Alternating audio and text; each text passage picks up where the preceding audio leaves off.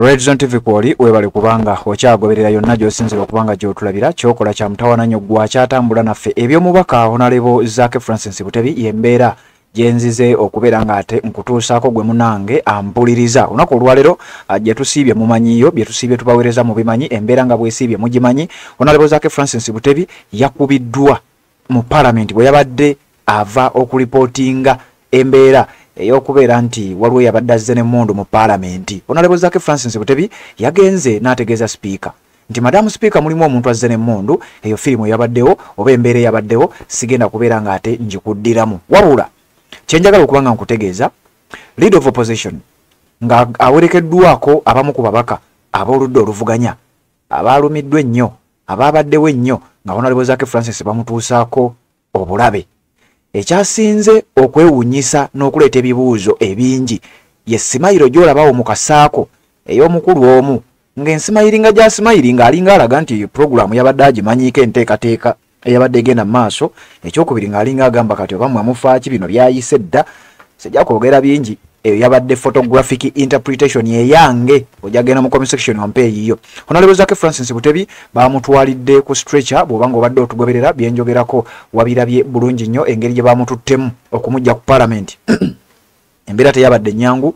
Zaake Francis Butebi ng'amaze okukubwa bamutwalidde ku stretcher paka mu ddwaliro ensambya erimanyiddwa nga St Francis Hospital katwe twogerera gyali sawa zino gyali mu kubeera nga gyafunira obujjanjabi gwa mpuliriza ku mukutu ogwa Red Zone TV. Nkugambye oba tonaba kubanga osubscribinga kirira wansi awo olaba ekigambo subscribe kikwateko kwata kadeka notification ogenda kubeera nga ate tomisinga nsonga yonna ojja kubeera omu ku abo abasooka okumanya gwe amaze okusubscribinga nja kukusaba ogende mu comment section oteekemu obubaka tubeere nga ate tutambula embeera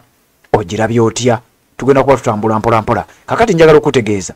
leader of opposition Honorable Joel Ssenyonyi oluvannyuma lwa Parliament okumala okuwambibwa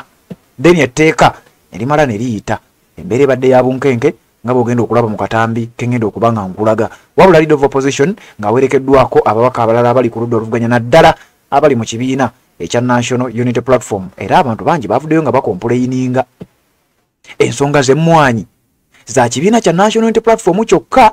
ababaka abatali mu NUP newankubadde nga bali ku opposition nga bo amaanyi gaabwe matono mu nsonga eno nga bo balinga abagamba nti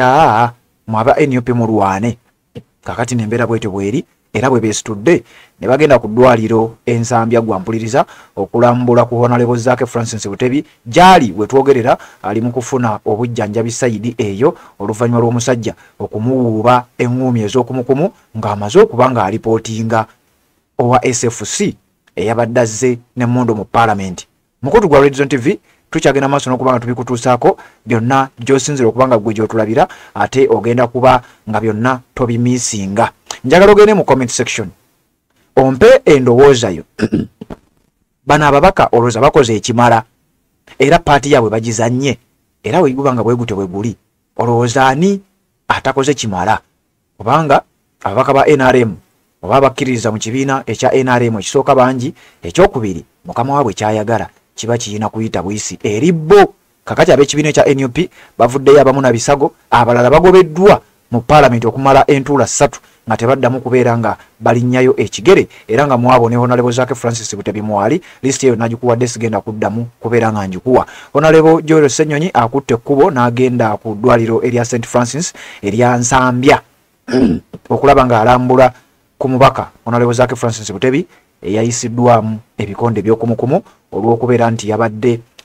reportinze omukulu najja n'atuula mu kifo kye amuyisaamu ebikonde ebyakumukumu ebitaamulese kyekimu. Gwampuliza ku mukutu ogwa Red Zone TV njagala kutegeeza nti embeera bwetyo bweri ensonga tugenda kujjaawo mu maaso awo n'ebirowoozo by'abamu ku bannayuganda ku nsonga ebadde egenda mu maaso mu Parliament olunaku olwaleero esiibye ku mimwa gy'abannayuganda ddala lwaki gavumenti ebintu byeyagala tefevalinga oba tetunulako ku muntu wa bulijjo yagamba ki abantu babanga baganye etteeka gavumenti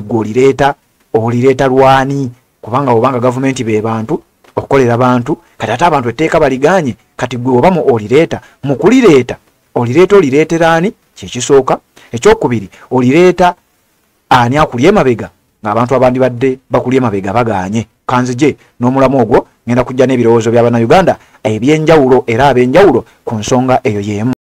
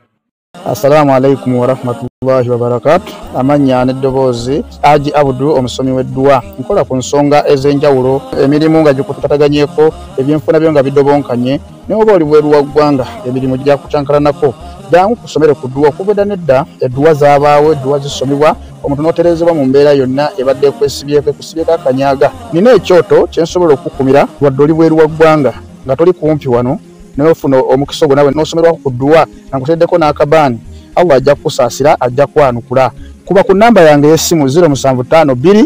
44 71 56 ne ku WhatsApp kwendi mpereza obubaka sobole okuyamba. Assalamu alaikum wa rahmatullahi wa barakatuh.